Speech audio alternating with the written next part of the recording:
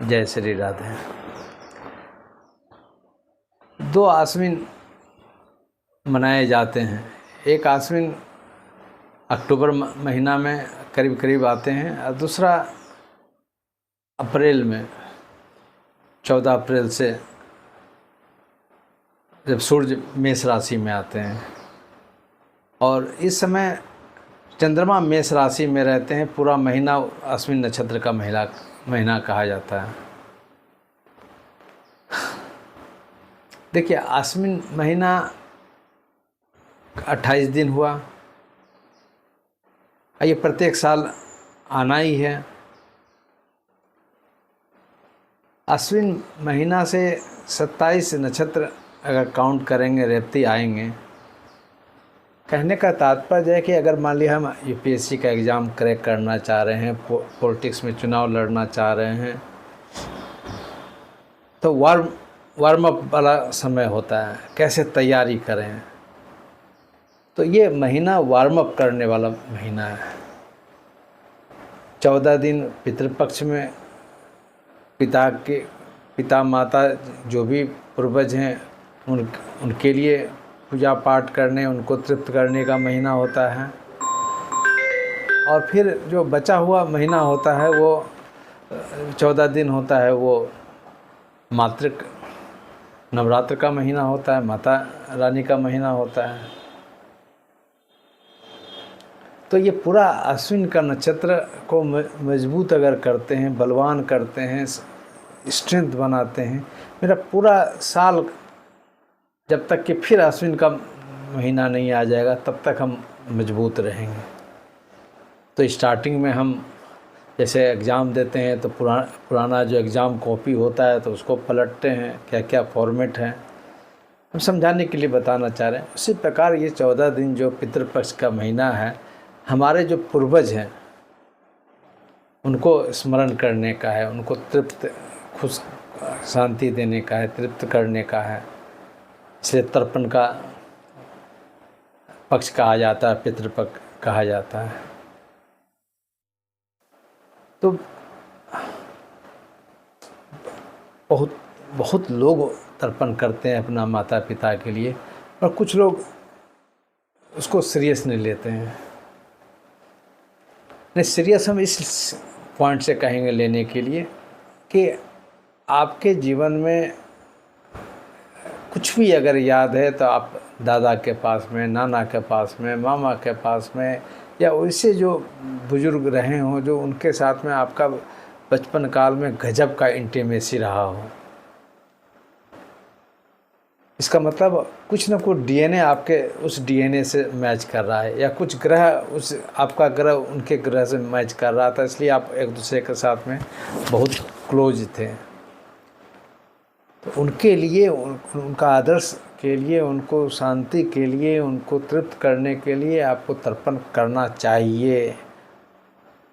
गजब का आपको गुड फीलिंग होगा, गजब का भीतर से एनर्जाइज आप फील कीजिएगा। करके देखिए। 14 अक्टूबर को अमावस्या पितृपक्ष का है। जिनको कुछ भी पता नहीं है उस दिन आप तर्पण कीजिए। माता पिता जो भी आपके पूर्वज हैं जो अब नहीं रहे, और कुछ भी जानकारी आपको मिले कि आपका टेस्ट दादाजी से ज़्यादा मिलता था, नाना जी से ज़्यादा मिलता था, तो नानी से ज़्यादा मिलता था, या किसी से ज़्यादा मिलता था, यानी उसका डीएनए अगर अभी के समय में अगर मैच किया जाता ना, तो साइंस बोलता है कि 95% 90% मैच करता है। तो उनकी याद ज़रूर कीजिए, उनको तृप्त अवश्य कीजिए। कुछ न कुछ रिलेटिविटी है उनके साथ, तब ना उसका कैरेक्टर आपके साथ हुआ। माता पिता का कुछ न कुछ मिलता ही है, पर जिनके साथ बहुत ज़्यादा मैच कर रहा है उनको ध्यान में रख के आगे बढ़िए। माता पिता। और एक और बात जान लीजिए, इसमें कहीं डायरेक्ट इस बात नहीं लिखी हुई है, पर ये डायरेक्ट बात है कि 80% लोगों के पास में पितृ ऋण है। पितृ ऋण से फंसे हुए हैं, मात्र ऋण से भी वो फंसे हुए हैं। तो आप उनको अगर तृप्त करते हैं तो ये ऋण से भी आपको उद्धार मिलता आप पाएंगे। और कहीं न कहीं आपको ऐसा लगेगा कि भीतर में आप एक इस स्फूर्ति, एक सोल को बल मिला है। क्योंकि सोल तो हमारा, बॉडी तो यहाँ रह जाएगा, सोल तो वही सोल में जाके मिलेंगे। तो हम बॉडी से बॉडी नहीं मिला पा रहे हैं, बस सोल से सोल तो मिला सकते हैं, सूर्य से सूर्य तो मिला सकते हैं। इसलिए 14 अक्टूबर को तर्पण जरूर करना चाहिए और कीजिए। और जो भी आपके जो लाइक माइंडेड जो भी पूर्वज रहे हैं उनको कीजिए, सबके लिए कीजिए, पर उनके लिए स्पेशली आप मन में आप श्रद्धा करके कीजिए। और ये महीना अगर आश्विन महीना को अगर इनर्जाइज हो के अगर आप आगे बढ़ते हैं तो फिर 11 महीना आपके लिए अनुकूल रहेगा।